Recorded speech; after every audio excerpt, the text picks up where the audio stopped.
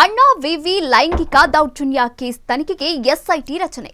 ಸಂತ್ರಸ್ತೆಗೆ 25 ಲಕ್ಷ ಪರಿಹಾರ ನೀಡುವಂತೆ ಹೈಕೋರ್ಟ್ ಆದೇಶ.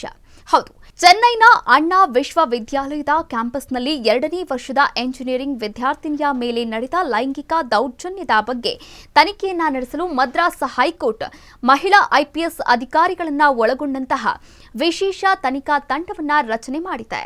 ನ್ಯಾಯಮೂರ್ತಿ ಎಸ್ಎಂ ಸುಬ್ರಹ್ಮಣ್ಯಂ ಮತ್ತು ನ್ಯಾಯಮೂರ್ತಿ ವಿ ಲಕ್ಷ್ಮೀನಾರಾಯಣನ್ ಅವರ ವಿಭಾಗೀಯ ಪೀಠವು ಇಂದು ವಿಶೇಷ ಸಭೆಯನ್ನ ನಡೆಸಿ ಘಟನೆಯ ಬಗ್ಗೆ ಸಿಬಿಐ ತನಿಖೆ ನಡೆಸುವಂತೆ ಕೋರಿ ಸಲ್ಲಿಸಲಾದ ಅರ್ಜಿಗಳ ಕುರಿತು ಈ ಆದೇಶಗಳನ್ನು ಕೂಡ ಹೊರಡಿಸಿದೆ. ಈ ಘಟನೆಯ ಬಗ್ಗೆ ವರದಿ ಮಾಡಲು ಮುಂದೆ ಬಂದಂತಹ ಬಾಲಕಿಯ ಧೈರ್ಯವನ್ನ ಶ್ಲಾಘಿಸಿದ ನ್ಯಾಯಾಲಯ ಸಂತ್ರಸ್ತೆಗೆ ಕೌನ್ಸೆಲಿಂಗ್ ನೀಡುವಂತೆ ಅಣ್ಣಾ ವಿಶ್ವವಿದ್ಯಾಲಯಕ್ಕೆ ನಿರ್ದೇಶನವನ್ನ ನೀಡಿದೆ. ಬೋಧನಾ ಶುಲ್ಕ, ಹಾಸ್ಟೆಲ್ ಶುಲ್ಕ, ಪರೀಕ್ಷಾ ಶುಲ್ಕ ವಿವಿಧ ಶುಲ್ಕವನ್ನ ಸೇರಿದಂತೆ ಯಾವುದೇ ಶುಲ್ಕವನ್ನ ಸಂಗ್ರಹ ಮಾಡದೆ ಸಂತ್ರಸ್ತೆಗೆ ಶಿಕ್ಷಣವನ್ನ ಪೂರ್ಣಗೊಳಿಸಲು ವಿಶ್ವವಿದ್ಯಾಲಯ ಅವಕಾಶವನ್ನ ನೀಡಬೇಕು ಎಂದು ನ್ಯಾಯಾಲಯ ಹೇಳಿದೆ. ಸಂತ್ರಸ್ತೆ ಮತ್ತು ಆಕೆಯ ಕುಟುಂಬಕ್ಕೆ ಮಧ್ಯಂತರ ರಕ್ಷಣೆ ನೀಡುವಂತೆ ನ್ಯಾಯಾಲಯವು ಪೊಲೀಸ್ ಮಹಾನಿರ್ದೇಶಕರಿಗೆ ನಿರ್ದೇಶನವನ್ನ ನೀಡಿದೆ.